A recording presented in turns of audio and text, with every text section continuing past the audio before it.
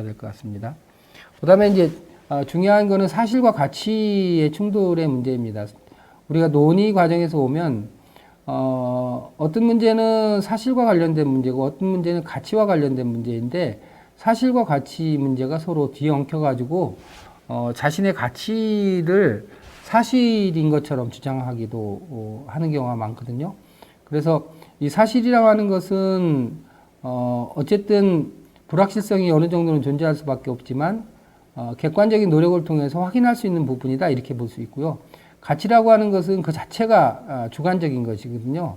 따라서 가치라고 하는 것은 근원적으로 없앨 수 있는 게 아니죠. 자기 생각을 스스로 바꾸지 않는 한은 그 가치는 무엇의 객관적인 자료에 근거해 가지고 존재하는 게 아니잖아요. 내가 기독교를 믿는다라고 하면은 그 기독교를 믿는 것은 내 정체성과도 관련된 것이고 내 가치와 관련된 것이기 때문에 그것은 사실 확인의 대상이 될 수가 없죠. 따라서 가치와 사실을 잘 구분해서 대처하는 것이 좋겠다. 사실은 확인을 통해 가지고 문제 갈등 요인을 좀 낮추는가 하면 가치라고 하는 것은 사실 확인을 통해서 저감할 수 있는 것이 아니잖아요. 따라서 가치와 관련된 것은 오히려 인정하고 존중함으로써 문제가 해결될 수 있는 가능성이 더 크다고 볼 수 있습니다. 이 두 가지를 잘 구분해서 대처할 필요가 있는 것이고요. 자, 첫 번째 이제 그 객관적 사실과 관련해서 객관적인 사실이라고 하는 객관적인 실체에 관한 것으로 한강의 평균 유소, 음주 운전 단속 시에 기준이 되는 혈중 알코올 농도, 이런 거, 기후 온난화, 주범이 자연적인 것이냐, 인공적인 것이냐, 이런 것들이 이제 객관적인 사실에 관련된 것이죠. 그런데 이제 거기서도 보는 것처럼 한강의 유속이 얼마냐라고 하는 것은 이제 어렵지 않게 확인할 수가 있죠. 그렇지만 기후 온난화에 인간의 활동이 미치는 영향이 어느 정도냐, 이거는 상당히 그 많은 노력을 통해서 어느 정도까지 추론할 수밖에 없는 거죠. 이것을 객관적으로 정확하게 파악하기는 좀 어렵거나 시간이 많이 걸리거나 어마어마한 천문학적인 돈이 들어갈 가능성이 있는 거죠. 따라서 이 객관적인 사실이라 하더라도 모든 것이 한 번에 다 밝혀질 수 있는 건 아니다. 이런 점을 좀 이해를 할 필요가 있을 것 같고요. 주관적인 가치, 주관적이라고 표현을 안 하더라도 가치라고 하는 것은 굉장히 주관적이죠. 그래서 가치는 사람에 따라 다르고 상황에 따라 다를 수 있습니다. 어떤 당을 더 지지하느냐, 그 다음에 젖꽃이 아름다우냐, 체벌을 가하는 것이 옳으냐, 이런 것들은 그 사실관계 확인의 문제가 아니잖아요. 사람들은 자신의 가치 판단이 소중하게 여겨지기를 원하는 거죠. 그래서 또 자기 가치를 주장을 하기도 하는 거죠. 그래서 가치라고 하는 것은 어떤 특별한 노력을 통해서 이렇게 통일시킬 수가 없죠. 따라서 가치라고 하는 것은 오히려 인정하고 존중함으로써 가치에 대한 주장의 강도를 좀 낮추는 방법밖에 없다고 볼 수 있습니다. 그래서 근데 이제 그 가치와 관련해서도 조금 더 그 엄밀하게 따지면 객관적인 가치와 이제 주관적인 가치가 있는데, 객관적인 가치라고 하는 것은 무슨 의미냐면 우리가 오랜 역사를 살아오면서 공동체를 유지하고 또 유지하기 위해서 대다수의 사람들이 받아들이고 있는 것들, 그런 믿음이나 신념이나 관습 같은 것을 객관적인 가치라고 합니다. 그러니까 가치라고 하는 것은 기본적으로 주관적인 속성이 큰데 그 가치 중에서도 그래도 비교적 많은 사람들이, 그 공동체 내에 있는 사람들이 그것은 객관적이라고 볼 수 있다, 누구든지 받아들일 수 있다라고 하는 것을 이제 객관적인 가치라고 합니다.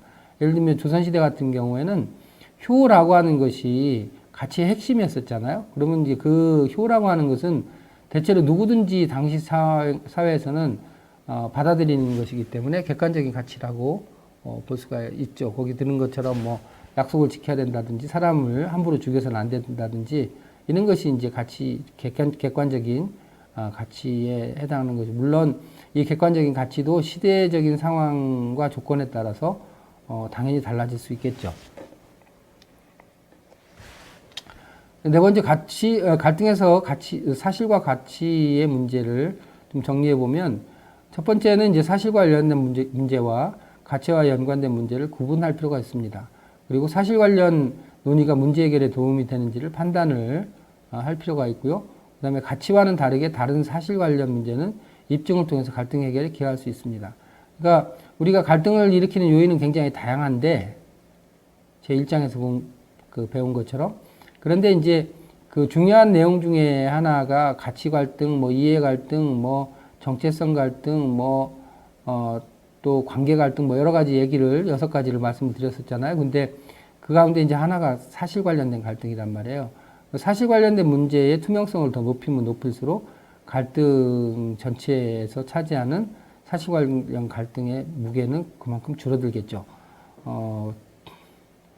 따라서 이제 그 사실 관련 갈등을 저감시킬 필요가 있는데 그러려면 이제 많은 경우에 전문가와 재원이 수반되는 경우가 많습니다.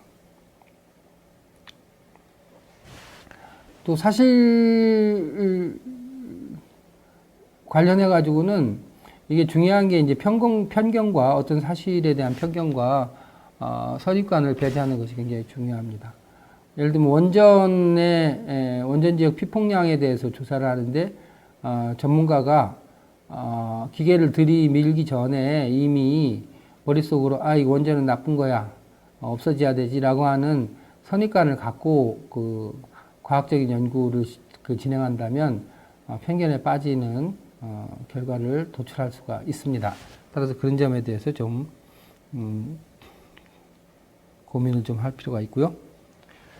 사실 관련된 그 해결 전략과 관련해 가지고 몇 가지만 말씀을 좀 드리겠습니다.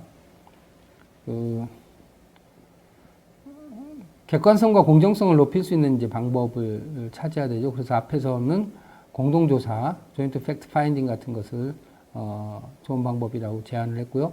같은 사실을 바라보는 관점의 차이가 있다는 것을 인정해야 되고, 또 의도적인 왜곡도 있을 수 있다는 점. 그 다음에 갈등 해결에는 사실 확인만이 중요한 근거가 되는 건 아니고, 실제로 그 사실 확인이 그 갈등 해결에 있어서 굉장히 중요한 하나의 중요한 요소는 될 수 있지만 사실 확인 자체가 문제 해결의 근원적인 길이다 이렇게 보기는 어렵습니다. 왜냐하면 앞서도 말씀드린 것처럼 이해관계라든지 가치관의 차이라든지 이런 문제도 있을 수 있기 때문에 사실관계가 갈등 해결에 굉장히 중요한 근거가 되고 도움이 되는 건 맞는 말이지만 사실관계 확인 이퀄 갈등 해결이다 이렇게 볼 수는 없습니다. 그리고 네 번째는 가치에 대한 차이는 옳고 그름을 규명할 수 있는 길이 없고 그래서 공존과 관용이 필요하다. 이런 점을